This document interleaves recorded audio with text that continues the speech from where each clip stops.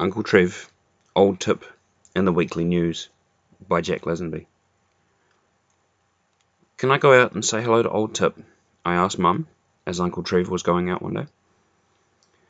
Why do you want to go out in the cold and speak to that smelly old heap of hair is beyond me, my mother said. She turned from the sink and looked at my face. All right, she said, but be quick now.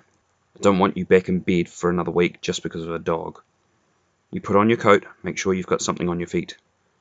I ran and scratched at the window, but Old Tip didn't move. He was spread across the seat of Uncle Trev's old truck, his head down, looking a bit like what Mum had said. I opened the door and scratched the air I could see, but Old Tip still didn't lift his head. He's ashamed of himself, Uncle Trev said from behind me, and so he should be. Why? Well, said Uncle Trev, you know how he always brings me anything I've left behind when I'm working up the back of the farm? Yeah.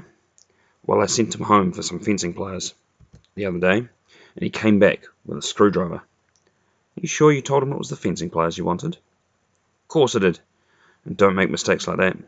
Anyway, he shouldn't need telling. He usually just sees what's needed, goes and gets it. Forgot my tobacco last week, and he went and got that without any telling. That's all right then. No, it's not all right, you see. He forgot to get the matches and had to make a second trip for them. I'm afraid he's losing his marbles. I looked at Uncle Trev. Losing his wits, he said. He's getting old, you know. He's young, I said. He was born the same day as me. Well, he'll have to straighten himself out, said Uncle Trev. I'm not wasting good tucker on a dog who's losing his marbles. Old Tip opened his eyes and looked at him sadly. Why, what'll you do? I'll get a younger dog who doesn't forget things, that's what I'll do. You know, last week it was bitterly cold, and we'd been fencing all day, and I sent home Old Tip ahead of me to light the fire and put the kettle on over the flames so I could have a cup of tea as soon as I got inside. It's a simple job. He's done it 1,000 times before. Didn't he do it? Oh yeah, he got the fire going all right. I could see the smoke coming from up the chimney as I headed home, but when I got inside he was sitting there in front of the stove reading the weekly news he'd used to light the fire. I do that sometimes. So does Mum. She tears out a few pages and lights the fire, then starts reading something and sits there for ages. It's all very well, but a farmer can't rely on a dog who knocks off when it suits him to read the weekly every time he lights the stove. Ah, I said. It wasn't just that either. Well, what else did he do? Well, he knows we only burn the weekly news after it's 6 months old, and I keep a stack by my chair so I can go back and find something I want, just to have another look at it. Well, I said. Well, the old coot knows to take the bottom copy from the stack, but he took the top copy, this week's, and he tore out the front 2 pages and burned them. I hadn't even had a chance to look at the new weekly yet. I'll go get ours, I said, and Old Tip lifted his head for the first time and looked at me. Mum said she's finished with it. Thanks, said Uncle Trev, but a man likes to read his own weekly. I pay for it, so I reckon I should be able to read it. I'm fed up with having to fight for that 4-legged fool who's going to be the first to read it each week. He's been trying to beat me to it for ages. I found he's been sneaking down to the gate, taking it out of the mailbox and reading it under the Lawsonias, then stuffing it back. He thought he had me fooled, but I saw his tooth marks on the cover, and he slobbered all over an advertisement for some new kind of dog biscuit that he wants me to buy for him. It had dried out when he got round to reading it, but he didn't deny he'd been doing it. Why not put a padlock on your mailbox, I said. Never thought I'd see the day when somebody would suggest I lock my own mailbox from my own dog, said Uncle Trev. Besides, that'd mean I'd have to go down and get the mail myself. That's always been his job. Why don't you wait your turn to read the weekly? I asked Old Tip, and he looked at me and gave a sort of shiver, as if his last friend had deserted him.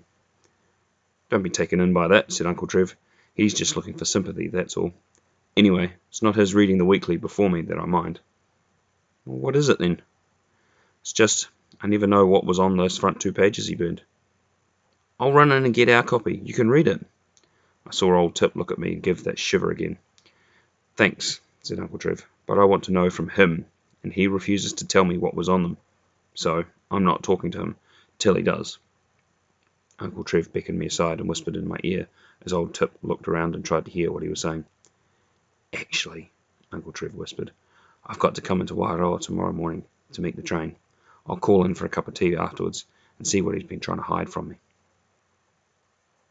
"Why don't you just tell Uncle Trev?" I asked old Tip, but he shook his head, and a tear seemed to form in the corner of his eye. I patted him gently, while Uncle Trev went round the front and swung the crank handle. The engine roared and Uncle Trev got in and adjusted the spark. He nodded. I waved and closed the door. "Uncle Trev's not talking to old Tip," I told Mum. "You were out there half an hour talking to that dog. I just hope you're not going to be back in bed tomorrow," she said. "Now take off those gumboots and put on your slippers, and don't just drop your coat where you're standing. Here," she said, taking off her apron, hanging it on its hook by the bench. "I'm just running over to Mrs. Simpson's. I've been promising her my recipe for cauliflower pickle for ages. She'll have it made if I don't fly. You can sit here and keep yourself warm in front of the stove. If that pot comes to the boil, give it a stir and put it to the back so it just simmers. I won't be a moment." I looked at the pot. It was corned beef, and it wasn't boiling yet. So I sat in Mum's chair and opened the latest weekly news. On the second page, a farmer had written about old dogs and how they weren't worth keeping once their memories seemed to be going, and how they should be shot. "Oh, no wonder old Tip tore this out and burned it," I said. "He didn't want Uncle Trev to see it." Anyway, I thought to myself, Mum's read the weekly. I tore out the first 2 pages and stuffed them into the fire. Uncle Trev wasn't going to read that article, not if I could help it. Tomorrow morning, I thought, I'd tell old Tip he was safe.